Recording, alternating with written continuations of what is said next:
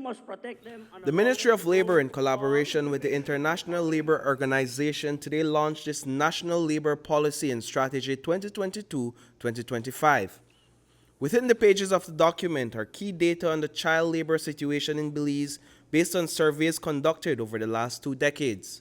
Minister of Labor Oscar Kenya was the keynote speaker at today's launch. The policy speaks to what is considered safe work for children, because let's be real, our children need to be taught to value work.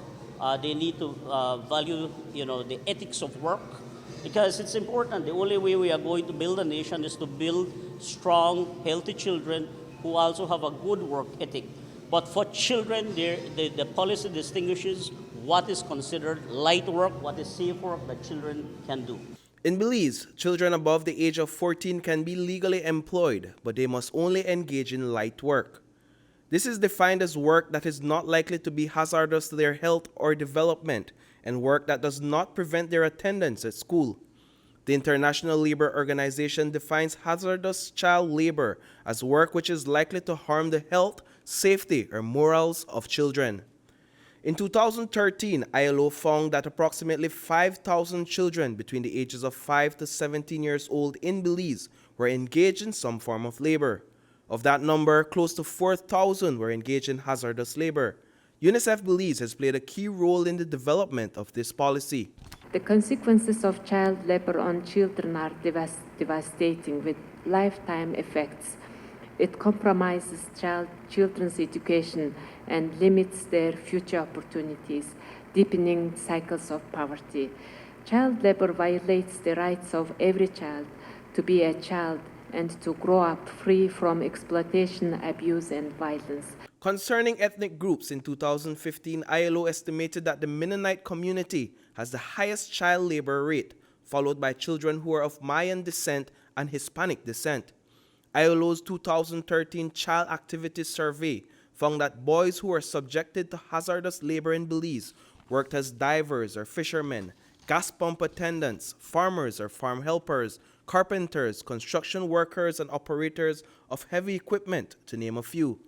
Girls who were subjected to dangerous work were occupied as kitchen helpers, poultry slaughterers, and farm laborers, the study found.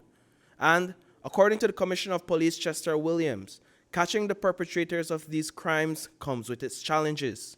It is extremely difficult because of the situations that normally surround these incidents. People have found ways to make it seem as if it is not child labor, when in fact it is child labor. If you put lipstick on a pig, that's still a pig, right?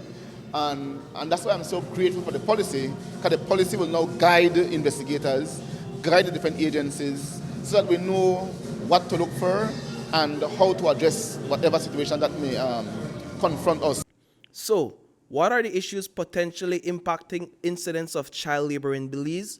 Consultations with stakeholders in developing Belize's child labor policy has brought to the fore, among other issues, gaps in legislation, barriers to accessing education, undocumented migration, and elements specific to the Mayan and Mennonite communities as the drivers behind this growing atrocity. We do have certain industries that, require, migrant labor.